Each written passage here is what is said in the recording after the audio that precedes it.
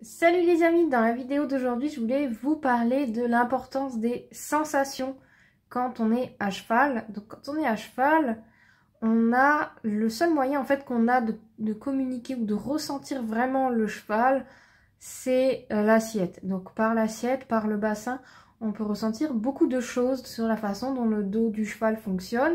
Et la façon dont le dos du cheval fonctionne, c'est la conséquence de la façon dont les antérieurs, les postérieurs, le garrot fonctionne. Donc de cette manière-là, en fait, quand on est à cheval et qu'on est attentif aux sensations, qu'on connaît un petit peu les sensations, on arrive à ressentir par l'assiette si le cheval est sur les épaules ou s'il est plutôt sur les hanches, donc équilibre longitudinal, avant-main, arrière-main. On arrive à ressentir aussi si le cheval est plutôt un peu trop sur l'épaule droite, un peu trop sur l'épaule gauche. Donc équilibre latéral, droite-gauche. Et le fait d'être capable de ressentir ça, c'est vraiment important pour aller un petit peu plus loin, un petit peu plus dans la finesse, dans la légèreté en équitation. Parce que du coup, ça va vous donner des informations, des indications sur la façon dont le cheval utilise son corps. Et pas seulement la façon dont il déplace ses membres, ni à quelle vitesse, mais la façon aussi dont il va utiliser sa cage thoracique. Est-ce qu'il va remonter son garrot? Est-ce qu'il est en train de remonter son encolure? Est-ce qu'il est en train de changer son équilibre? Et en ayant bien conscience de ça, en étant capable de ressentir ça, ça vous permet de pouvoir donc commencer à ressentir l'équilibre du cheval. Et une fois que vous pouvez le ressentir, vous pouvez commencer aussi à le maîtriser.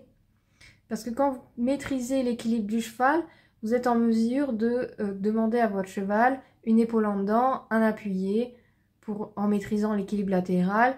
Vous êtes en mesure de lui demander une transition, un reculé, en maîtrisant l'équilibre longitudinal. Ce qu'il faut savoir, c'est que pour avoir accès à ces informations-là, à ces sensations-là, il n'y a pas besoin d'être vraiment un excellent cavalier. Bon, il y a besoin évidemment d'un minimum de mise en selle, que vous n'ayez plus de problème d'équilibre dans les allures assises, avec, sans étrier, dans les allures en équilibre, de façon à ce que, parce que vous n'avez plus de problème d'équilibre, vous êtes devenu un peu plus stable et vous pouvez vous concentrer sur les sensations.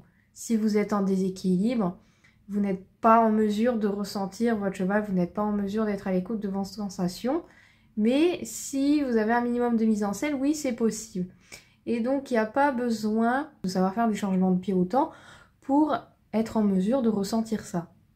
Et je trouve que actuellement dans les clubs, il y a assez peu d'enseignants, enfin il y a assez peu de moniteurs qui utilisent les sensations pour aider leurs cavaliers à progresser, avoir des aides plus justes, plus efficaces et plus légères. Donc du coup, moi je voulais vraiment partager ça avec vous, l'importance des sensations dans l'équitation, parce que si vous êtes à l'écoute de vos sensations, vous pouvez ressentir le cheval, vous pouvez ressentir son équilibre, vous pouvez ressentir aussi quand ça ne va pas, et parce que vous pouvez ressentir, vous pouvez aussi vous adapter, adapter vos exercices, adapter vos demandes et utiliser vos aides avec le bon timing, avec la justesse, avec la bonne intensité. Et une autre utilité encore des sensations à cheval, c'est que vous pouvez du coup ressentir les posés de chaque membre. Si vous devenez de plus en plus pointu avec les sensations, vous commencez à être en mesure de ressentir le posé d'un antérieur, le lever d'un postérieur. Et si vous êtes en mesure de ressentir ça, vous allez pouvoir commencer à agir avec vos aides en rythme avec le posé des membres. Et si vous pouvez agir en rythme avec le posé des membres, vous allez pouvoir agir au bon moment. Vous allez pouvoir demander votre départ au galop dans la phase du pas la plus propice à un départ au galop sur le pied droit par exemple. Et ça vous permettra d'obtenir du coup les mêmes choses que vous avez déjà de votre cheval, mais d'une façon plus précise, plus pointue, avec plus de légèreté, plus d'efficacité dans vos aides. Et du coup, c'est là que vos aides deviennent vraiment légères et invisibles. Donc, les sensations, c'est vraiment une recherche très intéressante pour vous améliorer en tant que cavalier, améliorer la façon dont vous utilisez vos aides, avoir un cheval plus léger.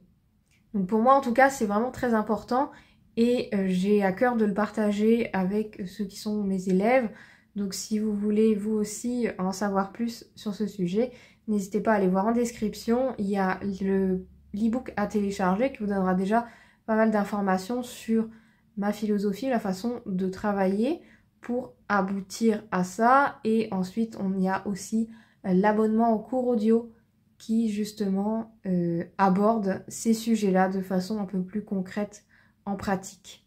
Voilà, j'espère que ça vous a plu et je vous dis à bientôt pour une prochaine vidéo. Ciao, ciao!